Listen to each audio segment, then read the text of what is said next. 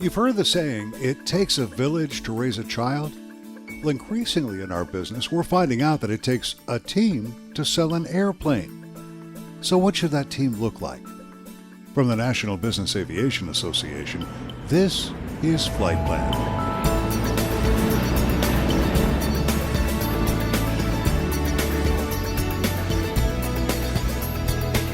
I'm Pete Combs with your trusted source for business aviation news. Janine Iannarelli is the founder of Par Avion Limited. That's an aircraft brokerage based in Houston. She's built her unique business on two major concepts: an unparalleled knowledge of aircraft sales and the recognition that the days of the lone broker are long gone. Janine, thanks for joining me here on NBAA's Flight Plan. Let me ask, how does a buyer or seller go about creating this team? What sort of issues should we look at in the beginning of this process? The aircraft broker comes into the equation first and foremost. And at that point, after you've gotten past the get-to-know-you stage and you agree to enter into a business relationship, it's at that point that you explain to the client, these deals are so fragmented, there's so many moving parts, and the complexity I come back to once again, the tax implications based upon not only your own personal set of assets or position, but how is it impacted depending on how you plan to operate the aircraft. Is this going to be a standalone flight department? Are you going to place it with a management company? Are you going to somehow pool the aircraft in a member-type relationship? And then the organizational structure of the holding company. That's where really legal and tax become extremely important. And you have the aircraft broker who somewhere throughout the course of the transaction really becomes the project manager, the person that coordinates and I wouldn't say motivates, but sometimes that's a necessary skill that needs to be employed. You bring on board, I think, first and foremost, legal and tax advisors, because they help the prospective buyer or seller understand the implications of making this acquisition or entering into a sale, let's say, in a particular environment. Hand in hand with the aircraft salesperson, you bring in technical advice. And that may start as early as an initial preview of an airplane or brought in at some point in time to assist with the due diligence process, otherwise known as the pre-buy inspection. So there are several components, and I think that one more element would be bringing in financial advice, particularly if the intent is to finance the aircraft and the many options that are available today. You really need experts in all these areas in order to provide input that maximizes the transaction for that particular individual or corporation. Janine, you point out that the team needed to help buy or sell an aircraft varies depending on the specifics of the transaction. But I wonder if you might also talk for a moment about what you should look for in the team members themselves. What sort of values and competencies should you strive for when you put this team together?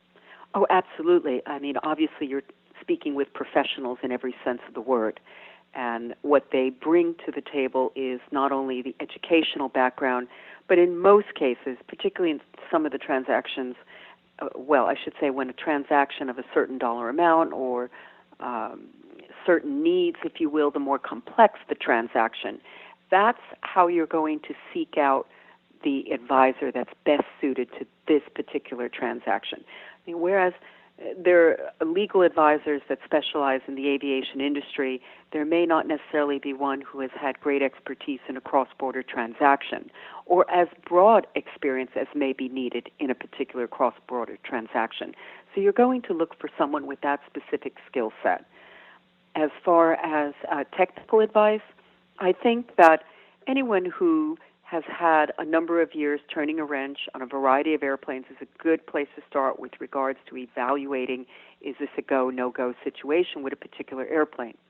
But if we are looking at an aircraft that is about to undergo a major work scope or major modification, I think it behooves all to select someone who has expertise in that particular make and model of aircraft. It's the same with selecting a maintenance facility. You're going to go to a maintenance facility that has expertise in the make and model of airplane that you're considering, and ideally you want to go to a facility that doesn't do one or two of that type aircraft a year, but rather a dozen, because they are going to be on the cutting edge of discovering potential problems, the resolution that may have been devised for that particular problem, and educate the rest of us as to what's developing there on the maintenance side of the business.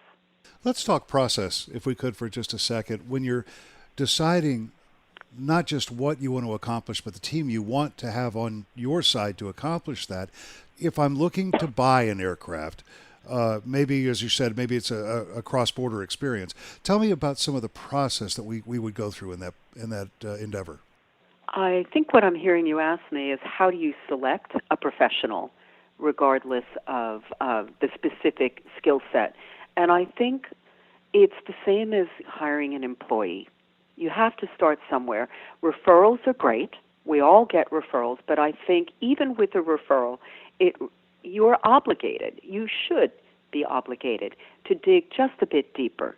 And so while you have the referral to a particular individual, I would recommend that they present written credentials, whether that's in the form of a resume or some sort of summary of their skill set, level of expertise, number of years in the business, because there's nothing to take the place of years and time invested in honing your skill.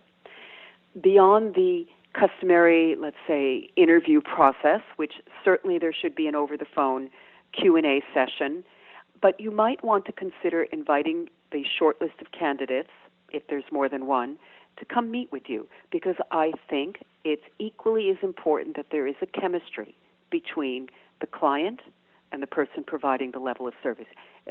You have to get along, very simply put, and have a mutual respect for the work, because you're going to work very closely, and particularly when it's working with individuals, of which I do a lot of, it's a very intimate sort of relationship because they trust you implicitly to serve them well.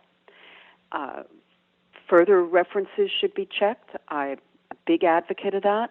I'm an advocate of someone who knows a particular product, but again, I'll say, if you've been referred to someone who is highly regarded and they have limited expertise, let's say in a particular make and model, if you're an experienced aircraft broker, it's really not that terribly difficult to go acquire the market data that you need to know and develop a feel for the market, as well as the nuances of the particular make and model of airplane. The most important element is that of trust. That's Janine Iannarelli, and you can check out her company, Par Avion Limited, at paravionltd.com. NBAA has done a lot of research on aircraft transactions and has, in fact, come up with an aircraft transaction guide. You'll find that at the nbaa.org website if you'll search on the term Aircraft Transaction Guide. And that's the latest from the National Business Aviation Association. Remember, you can subscribe to all Flight Plan podcasts at Apple's iTunes website or download them from nbaa.org. I'm Pete Combs. Thanks for listening to Flight Plan.